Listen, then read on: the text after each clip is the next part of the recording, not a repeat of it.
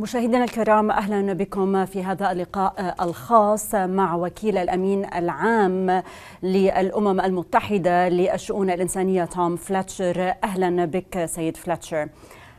سأبدأ بسؤالك عن تصريحات قوية أدليت بها في مجلس الأمن هذا الأسبوع، وأبديت بها استياء واضحا من عدم تحرك المجلس لإنهاء الحرب على غزة. ما مدى هذا الاستياء والألم الذي تشعرون به حينما ترون بأن الأدوات التي بيديكم كموظفين في مجال الإغاثة والقطاع الإنساني تسلب منكم؟ It's massively painful. And, we humanitarians, we want to get in and save lives, as you say. We want to be allowed to do our work. And we have, 9,000 trucks of aid ready to go on the border. Half of that is food. And we know that just the other side of that border crossing, people are starving right now. So, we want to do everything we can to get that support in. And it's been over 10 weeks now that we haven't been allowed to do that. And we can all see the consequences of that. Even without the media being allowed in, we know what's happening to the people of Gaza right now. هناك الآن آلية جديدة مطروحة من قبل إسرائيل لتوزيع المساعدات الإنسانية في غزة.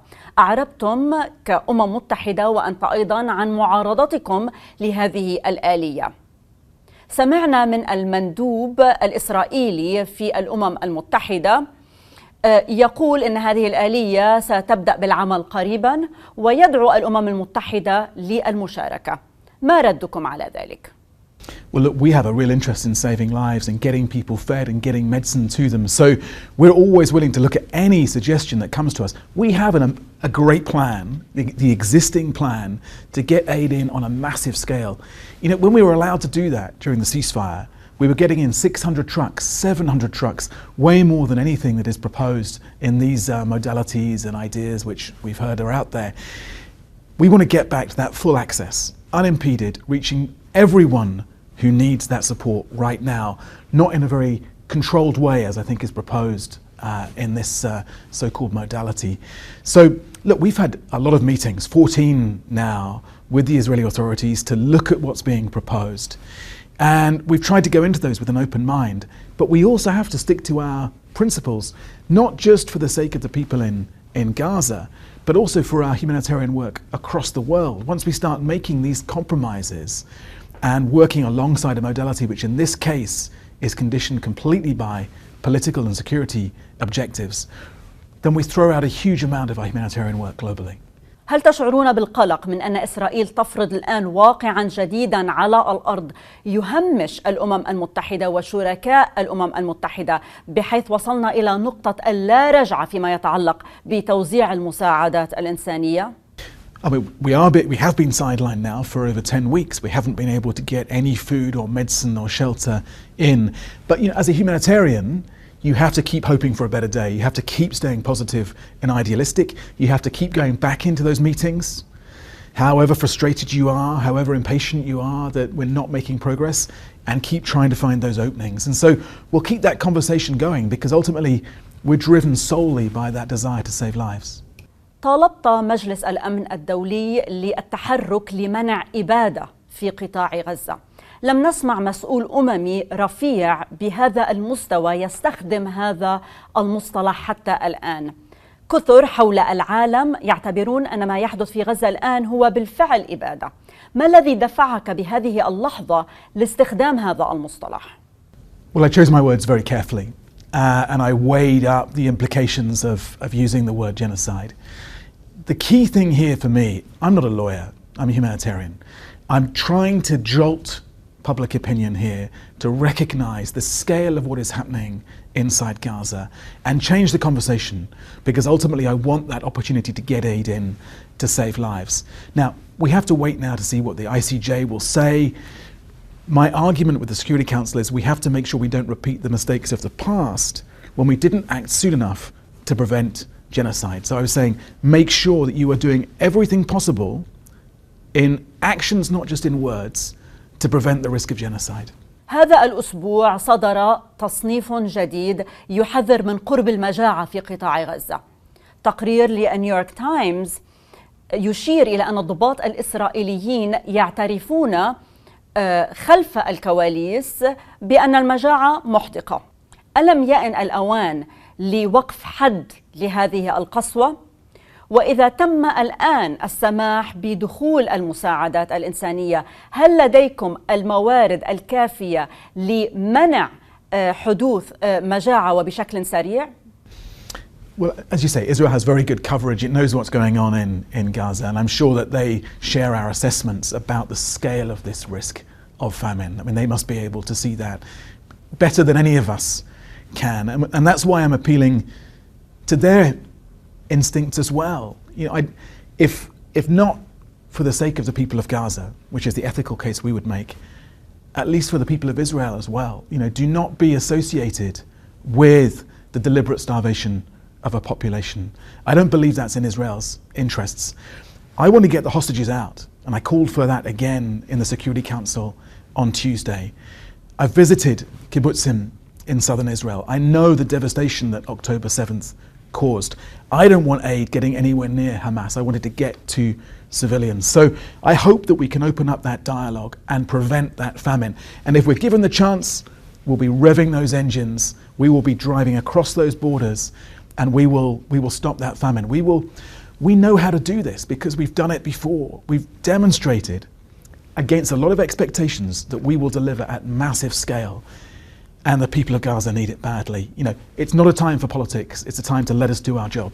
في غزة رأينا العدد الأكبر من الصحفيين يستهدفون. رأينا أيضا هجمات غير مسبوقة على عمال الإغاثة والعاملين في المجال الإنساني. كيف يعقد ذلك من قدرتكم على القيام بعملكم على الأرض أو حتى توظيف أشخاص جدد للعمل في هذا القطاع؟ It makes it much harder. And it's just not just in Gaza, of course. Last year was the deadliest year to be humanitarian. Over 300 colleagues killed. This year could be even worse. You know, we're underfunded, overstretched, and literally under fire. And you know, to put this in another context, we're driving the ambulance. We're driving the fire engine that the world sends into these crisis zones in order to save as many survivors as possible. And we're doing that without sufficient fuel in the tank, because we're not getting the funding we need, and literally, as you say, under fire. But one thing I've noticed, I've done this job now for almost 6 months.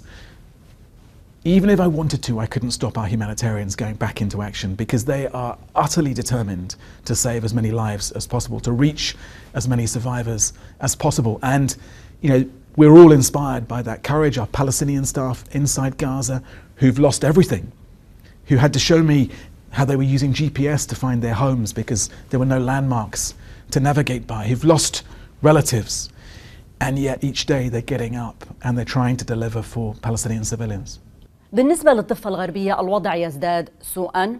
عمليات عسكرية إسرائيلية متواصلة في جنين، في طول كرم، التوسع الاستيطاني في ازدياد. ما الذي تسمعونه من زملائكم على الأرض حول الوضع الإنساني في الضفة الغربية؟ Really bad. And I fear that facts are being created on the ground to try and change their long-term prospects for a two-state solution, which of course is what we all believe in, but also is the best guarantor of security, justice, opportunity for the Palestinians and Israelis. And so I really worry about the way in which people are being displaced forcibly, including from refugee camps. I really worry about the levels of settler violence, as I said to the Security Council on Tuesday. That story of settlers tying a 3-year-old to a tree. I mean, what's going on there? How low do you have to sink? So my concern here is that because Gaza is so terrible, so horrific, it naturally absorbs a lot of our attention and oxygen. If Gaza wasn't happening now, then there'd be even more outrage about what's going on in the West Bank. We have to make sure that our attention is on both those areas, because the reality is if we lose this prospect of a two-state solution, then it will be devastating for Israelis and Palestinians. هل أنت قلق من أن الضفة الغربية تتحول إلى غزة جديدة؟ Well, there is that risk at the moment in the way in which the violence is escalating. So it has to be a concern. You know, we're just determined to stay there, to carry on delivering for the civilians who need our support. But ultimately, we need a political process here. We need a political solution. I hope that the conference that's being held in Paris at the end of June can help to give us that horizon. هل تفكر في زيارة الضفة الغربية من جديد لتقييم الوضع على الأرض بنفسك؟ Absolutely, and I was there, of course, in January. I spent a couple of days in Gaza, seeing the way in which we were distributing aid at that time, 600, 700 trucks a day, checking that aid was reaching civilians and not getting to Hamas. That matters enormously to me and to our humanitarians. It's hugely important to us that it's neutral, impartial aid that reaches the right people. And then I toured the West Bank and had a really troubling set of visits where you can see the extent of the settlement expansion. Look, I've worked on these issues now for almost 30 years, since I started as a young diplomat in 1997. And so I've seen the way that the West Bank has been transformed in that time. I've looked at those maps year by year, and we're getting to this point where it's getting harder and harder to imagine a way back to the two-state solution, and yet that's the only way out of this mess.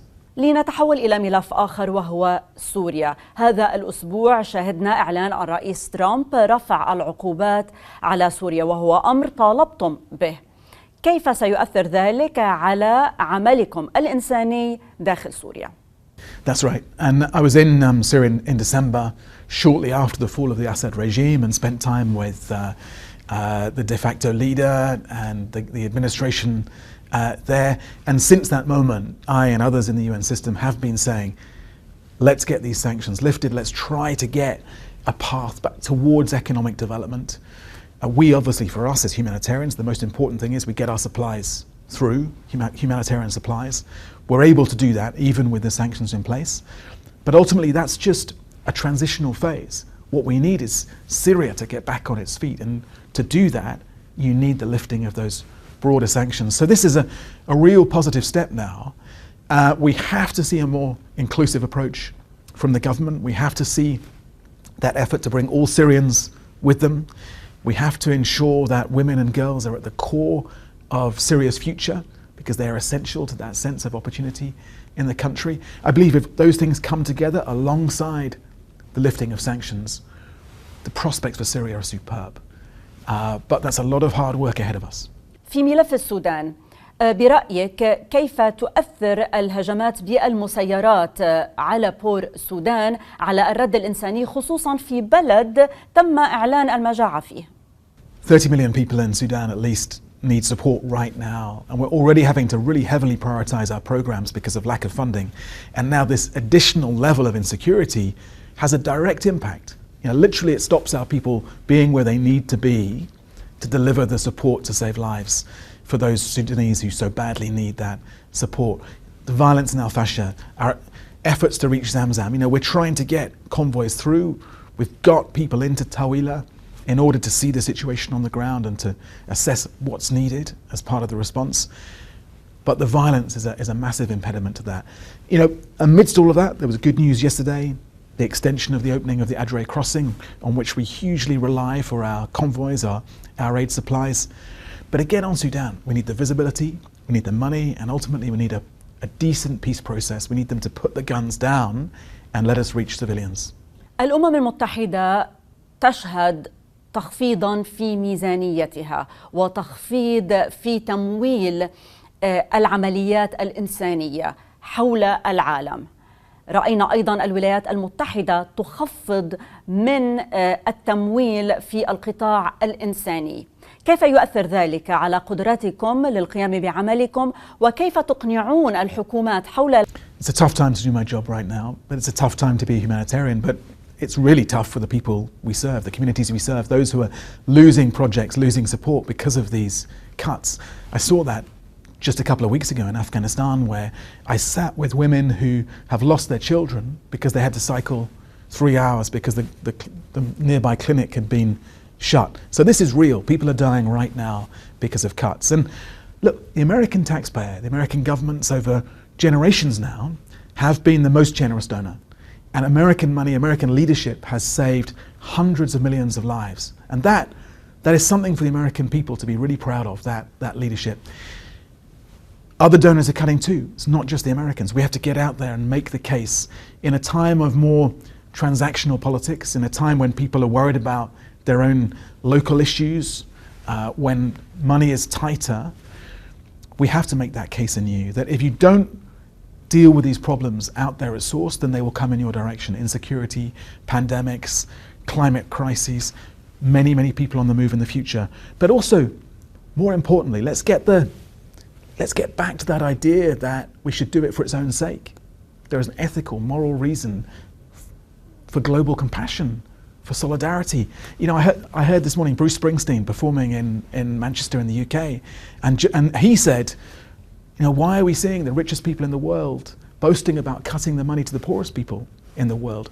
We should be doing this not just because it's in our interests, but because we share a common humanity, and we should be moved to be out there caring for those who need it most. في النهاية كمسؤول يمثل العاملين في القطاع الإنساني، كيف يمكنكم مواصلة عملكم يوميا دون فقدان الأمل في وقت تشهدون انتهاك معنى الإنسانية حول العالم في ما نراه في غزة، في السودان وصراعات أخرى؟ That's the job. And you know, I used to work on Northern Ireland, and one thing I learned there, you know, the great peacemaker George Mitchell said it, you know, this is 799 days of failure and 1 day of success. And we have to keep dusting ourselves down and getting out there and trying to deliver. And ultimately, we're motivated by the people we serve. And the more time I spend in the field hearing their stories, the more angry I get, the more determined, the more energized I get to do what we can. And we won't get it right all the time, but we can ensure that we bring our best effort. You're right, I see the worst of humanity in this job and the consequences of what humans do to each other. I have to say, mainly what men do to each other. But I also see the best of humanity. You know, I was in Myanmar, in Mandalay after the earthquake. The first line responders are actually not people with titles and acronyms. It's the local communities, the neighbors. You see it in Gaza. You see it in Darfur, where I was in my first week in the job. Up and down Syria, I saw it in Kupiansk, you know, right in the heart of the Russia-Ukraine fighting. In every one of those situations, there are humans going back towards danger in order to help each other. And, you know, I'm neutral as a humanitarian. We don't pick a side, but I'm picking their side. سيد فليتشر، شكرا لك. وبهذا نصل إلى ختام هذا اللقاء الخاص مع وكيل الأمين العام للشؤون الإنسانية توم فليتشر. شكرا لحسن المتابعة.